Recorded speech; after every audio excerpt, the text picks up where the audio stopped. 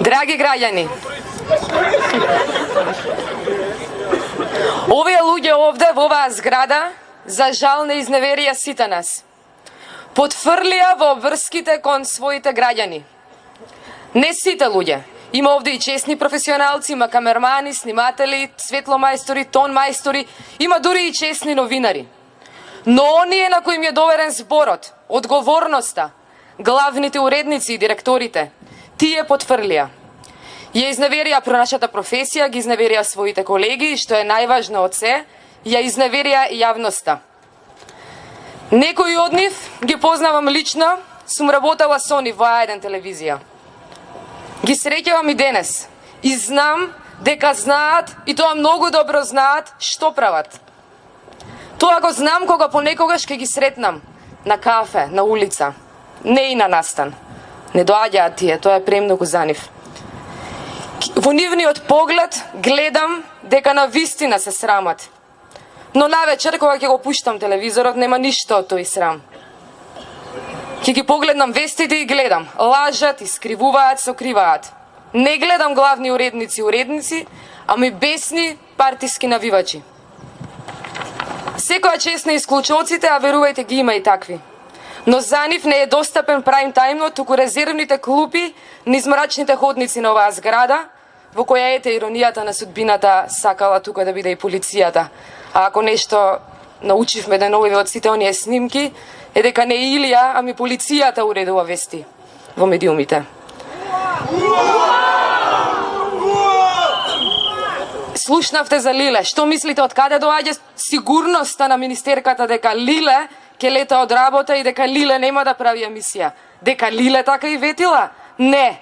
Дека главните уредници и директори, нивните послушници и полтрони, тоа и го гарантирале на господјата министерка. Затоа, на оваа покана не се одзвав да ги навредувам колегите новинари, колегите репортери или Лиле. Овде сме да ги охрабриме нашите колеги, конечно да го земат оружјето во своји раце. Зборот, мислата, судот. Оваа куќа долго време е ваква. Долги години овде седат директори и господа главни уредници, кои што се изживуваат врз новинарите, кои работат за ситни пари и така децении поред. Работат како хонорарци, платени се минимално, нередовно и незаштитени се со законот. А секој режим почива на злоупотреба на послабите. Лиле е символ за злоупотреба на постарите. На послабите, пардон.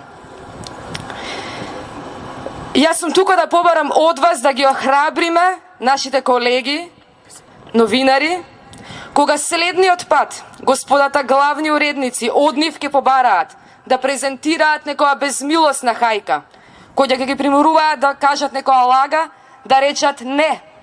Нека се спротистават, а ние граѓаните ќе ги поддржиме. Бидејќи силата на нивните аргументи доаѓа од довербата која во собранието им ја дадовме ние граѓаните, а не главните уредници и директори, удобно спружени во фотелји на жешка линија со министри и министерки. И нека не ги подценуваат граѓаните. Има светли примери во Европа, во нашето поблиско обкружување, кога граѓаните застанале на страната на своите новинари, на страната на својот глас во јавноста. Во 2000 година новинарите од чешкиот јавен сервис започнаа штрајк против изборот на новиот главен уредник кој се сметаше за партиски избор. Штрајкот почна тивко, за потоа да се омасови. Немаше програма, немаше вести. 1 милион чешки граѓани дојдоа да ги поддржат новинарите на најмасовниот протест веројатно во Европа за одбрана на јавниот збор и јавната мисла. 1 милион граѓани им рекоа на своите новинари: вие сте во право, вашиот партиски уредник и ние не го сакаме. Затоа, колеги, не ги подценувајте граѓаните. Ако се охрабрите, тие и ние, вашите колеги, ќе ве поддржиме. А сега нешто кусои за господата главни уредници и директори. На една дебата во ЗНВ еднаш еден постар колега, поранешен уредник во оваа телевизија, ми се спротистави во некаква расправа и ми рече: не ве разбирам, млада колешке. Вие не го познавате законот. Ние сме должни да известуваме за активностите на владата, бидејќи ние како јавен сервис треба да ја браниме државата. Тоа ми го рече. Заборавиле или не знаат колегите и господа уредници дека тие се формирани со одлука на собранието во домот на граѓаните. Заборавиле дека државата не е партијата. Дека нивни единствени газди сме ние граѓаните. А се што ние бараме од господата главни уредници е да ги почитуваат универзалните принципи на професијата новинар, кои се дел од сите етички кодекси во редакциите ни светот. Затоа ги основавме и затоа постојат.